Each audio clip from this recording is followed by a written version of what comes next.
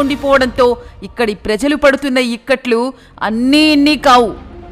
ఇటువంటి పరిస్థితిని అవగాహన చేసుకుని దీనికి శాశ్వత ప్రణాళిక రూపొందించి మచిలీపట్టణ ప్రజలకు ఈ సమస్యను తీర్చాలనే సదుద్దేశంతో మచిలీపట్టణం పార్లమెంట్ సభ్యులుగా ఉన్న శ్రీ వల్లభనేని బాలశౌరి గారు హౌసింగ్ అండ్ అర్బన్ అఫైర్స్ కేంద్ర మంత్రివర్యులతో మాట్లాడి నిధులు సమకూర్చి మచిలీపట్నంలో అండర్ డ్రైనేజీ వ్యవస్థను ఏర్పాటు చేసేందుకు మంత్రివర్యులు కోరగా స్పందించిన మంత్రివర్యులు ఈ పనులకు సంబంధించి తగిన చర్యలు ప్రారంభించామని ఆదేశాలు జారీ చేశారు. దీనితో కేంద్ర బృందం మచిలీపట్టణాన్ని సందర్శించి ఇక్కడి పరిస్థితులపై ఒక నివేదికను సమర్పించడానికి స్థానిక మున్సిపల్ కార్పొరేషన్ నుండి అనుమతి కోరగా వారు పంపిన ఈమెయిల్కు రిప్లై కూడా ఇవ్వకుండా స్థానిక శాసనసభ్యుడు మోకాలు అడ్డుపెట్టారు.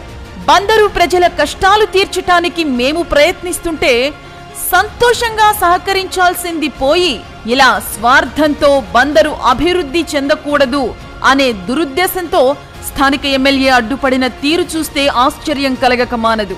ఈ విషయమై పార్లమెంట్ సభ్యులు బాలశౌరి గారు జిల్లా దిశ కమిటీలలో అధికారులపై ఆగ్రహం వ్యక్తం చేసిన వారు ఈ స్థానిక ఎమ్మెల్యే గీసిన గీటు దాటలేకపోయారు అనేది జగమెరిగిన సత్యం.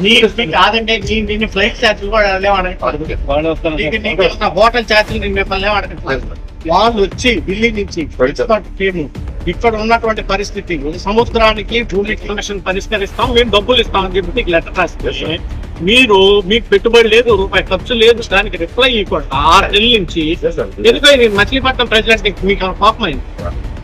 మరి దేనికి ఏది మీకు పెట్టుబడి అందులో నాకు అర్థం కాగలేదు. మరి ఎందుకు రిప్లై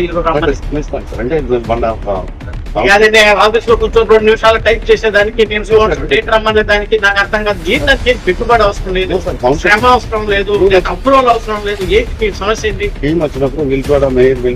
అవునండి, ఇక్కడ ఉంటారు కదా వాళ్ళతో ఏ సంబంధం ఉంది? అదండి కలెక్టర్ గారితో వస్తారు, కలుస్తారు, మాట్లాడతారు. మీ దగ్గర ఏంటంటే టెక్నికల్ థింగ్ ఏముంది?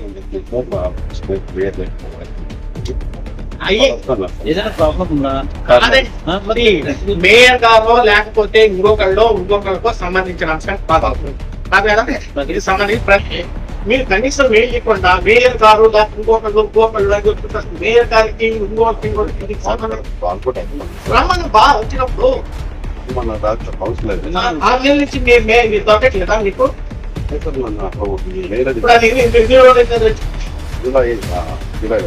నేను కూడా చెప్తాను. ఇప్పుడు వాడు నాకు ఫోన్ చేసి మీరేం చేయాలా? ముందు చెప్పు, మచిలీపట్నం ప్రజలు పాల్గొంటే చెప్పు, లేకపోతే ఈ అరాచక పాలనకు స్వస్తి పలుకుదాం. మన అభివృద్ధిని కోరుకునే నాయకులను గెలిపించుకుని కూటమి ప్రభుత్వాన్ని ఏర్పాటు చేసుకుంటే వచ్చే 5 ఏళ్లలో బందరు ప్రజలు తరతరాలుగా ఎదుర్కొంటున్న ఈ డ్రైనేజీ సమస్యకు శాశ్వత పరిష్కారం చూపిస్తాను అని గాజు గ్లాసు గుర్తుపై ఓటు వేసి మచిలీపట్టణం పార్లమెంట్ సభ్యునిగా తనను మళ్లీ గెలిపించమంటూ కోరారు శ్రీ వల్లభనేని బాలశౌరి గారు.